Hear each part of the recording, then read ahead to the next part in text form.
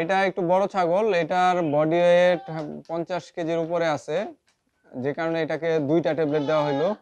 এটা হচ্ছে গিয়ে একটা রেড পটার, লাল রঙের মেকপাই পটার, বাংলায় যাকে বল কবুতর বলা হয়। সব ছাগলকে ঘরে উঠাই দেওয়া হচ্ছে, কারণ বাইরে থাকলে কোনটাকে ওষুধ খাওয়ানো হয়েছে আর কোনটাতে হয় নাই সেটা কিন্তু বোঝা যাবে না। কুকুরকে ওষুধ খাওয়ানোটা অনেক টাফ ব্যাপার। আসসালামু আলাইকুম এভরিওয়ান, ওয়েলকাম টু মাই শখের খামার। আপনাদের সাথে আছি আমি চাষি মানিক। আজকে আমাদের শখের খামার অ্যাগ্রো প্রজেক্টের সবগুলো ছাগলকে, একেবারে বাচ্চা থেকে বড় সবগুলো ছাগলকেই কৃমির ওষুধ দেওয়া হবে। শুধু ছাগল নয়, টাইসনকেও কিন্তু একই সাথে আজকে কৃমির ওষুধ দেওয়া হবে।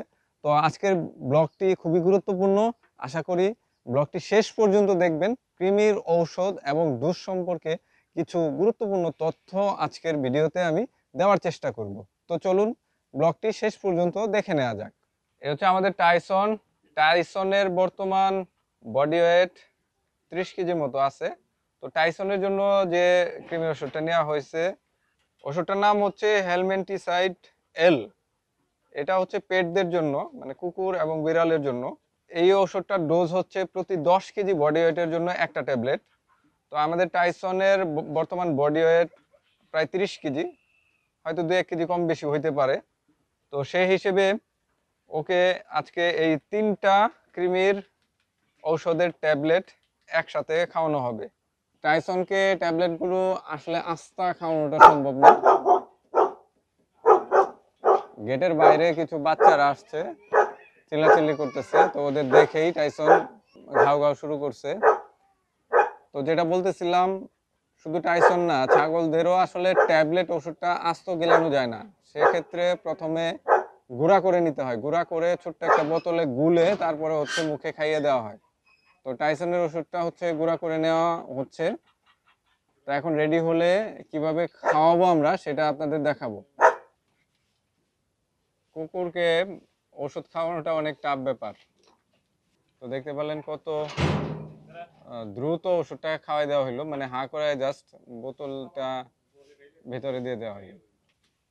বোতলটার মধ্যে ওষুধ লেগে আছে, তো সেটাকে আবার পানি দিয়ে একটু ধুয়ে ওইটাও টাইসনের মুখে ঢেলে দেওয়া হলো। হয়ে গেছে, ব্যাস। সব ছাগলকে ঘরে উঠাই দেওয়া হচ্ছে, কারণ বাইরে থাকলে কোনটাকে ওষুধ খাওয়ানো হয়েছে আর কোনটাতে হয় নাই সেটা কিন্তু বোঝা যাবে না। যে কারণে সবগুলোকে এখন ঘরে উঠাই দেওয়া হচ্ছে।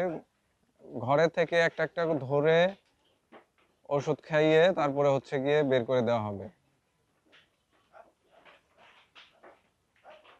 আজকে আমাদের সব ছাগলকে হেলমা ভেট দেওয়া হবে। এটা হচ্ছে মেবেন্ডাজল গ্রুপের হেলমা ভেট ট্যাবলেটের ডোজ হচ্ছে প্রতি 25 কেজি বডি ওয়েটের জন্য একটা ট্যাবলেট। আমি আবারও বলছি, এই ট্যাবলেটটা ডোজ হচ্ছে প্রতি 25 কেজি বডি ওয়েটের জন্য একটা ট্যাবলেট। অর্থাৎ ছাগলটার ওজন যদি 25 কেজি হয় তাহলে একটা ট্যাবলেট পুরোটাই ছাগলকে খাওয়াইতে হবে। আর যদি ছাগলটার ওজন 12 কেজি হয় সেক্ষেত্রে অর্ধেকটা ট্যাবলেট খাওয়াইতে হবে। আবার যদি ছাগলটার ওজন 50 কেজি হয় সেক্ষেত্রে 2টা ট্যাবলেট খাওয়াইতে হবে। এই ওষুধটা সম্পর্কে আরেকটা গুরুত্বপূর্ণ তথ্য হচ্ছে, এই ওষুধটা কিন্তু টোটালি প্রেগনেন্সি সেভ, অর্থাৎ গর্ভবতী ছাগলকেও এই ট্যাবলেটটা খাওয়ানো যায়। দেখতে পাচ্ছেন যে ছাগলটাকে ধরা হয়েছে, এটার বডি ওয়েট 25 কেজি আছে। তো এটাকে একটা ট্যাবলেট গুলে এই যে এইভাবে বোতলে করে পানিতে গুলে খাইয়ে দেওয়া হলো। একটু যদি বোতলে লেগে থাকে সেক্ষেত্রে আরেকটু পানি যোগ করে সেটাকে আবার খাইয়ে দেওয়া হলো। আরেকটা ছাগল ধরে খাইয়ে দেখাচ্ছি, এটার বডি ওয়েটও 25 কেজির মতো। খুব ইজি মেথড, ছোট্ট একটা বোতল নেবেন, বোতলে ট্যাবলেটটা গুলে পানির সাথে জাস্ট হা করে খাইয়ে দেবেন। এটা একটু বড় ছাগল, এটার বডি ওয়েট 50 কেজির উপরে আছে, যে কারণে এটাকে 2টা ট্যাবলেট দেওয়া হলো। দেখতে পাচ্ছেন বোতলটা ধুয়ে আবার ওকে খাইয়ে দেওয়া হচ্ছে। শেষ, এটাকে এখন বের করে দেওয়া হবে। সুপ্রিয় দর্শক, বলেছিলাম কবুতর নিয়ে আসবো, আলহামদুলিল্লাহ আমাদের কবুতরের কালেকশন শুরু হয়ে গেছে অলরেডি। এই যে এখানে দেখতে পাচ্ছেন এক জোড়া শার্টিন কবুতর। তো এই শার্টিন কবুতরটা কালেক্ট করছি। এটা হচ্ছে গিয়ে একটা রেড পটার, লাল রঙের মেকপাই পটার, বাংলায় যাকে বল কবুতর বলা হয়। এটা ওই যে দেখতে পাচ্ছেন গলার নিচে বলটা ফোলা শুরু হয়েছে, এটা যখন ডাকবে তখন আরো ফুলবে, ফুলে এরকম একবারে ঢোল হয়ে যায়, দেখতে কিন্তু খুব ভালো লাগে। এটা একটা মেল কবুতর, তো এটাকে পছন্দ হয়েছে যে কারণে আমি নিয়ে আসছি। মার্শাল্লাহ খুবই অ্যাগ্রেসিভ একটা মেল। তো একটা ফিমেল খুঁজতেছি, ফিমেল পেলেই এটার সাথে পেয়ার আপ করব। আর আস্তে আস্তে পর্যায়ক্রমে আরো কবুতর সংগ্রহ করব। ব্লগগুলো নিয়মিত দেখতে থাকেন, অবশ্যই আপডেট পাবেন। সুপ্রিয় দর্শক, আশা করি আজকের ব্লগটা দেখে কৃমির ঔষধ সম্পর্কে কিছুটা আইডিয়া পাইলেন।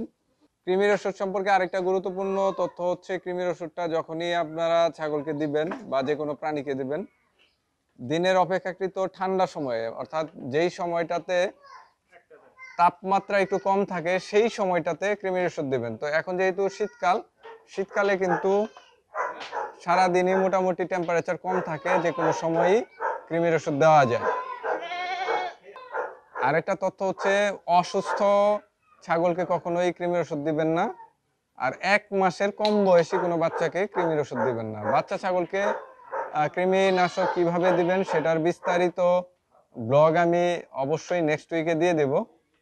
শখের খামারের ব্লগগুলো নিয়মিত দেখতে থাকুন, আশা করি বিস্তারিত সবকিছুই জানতে পারবেন।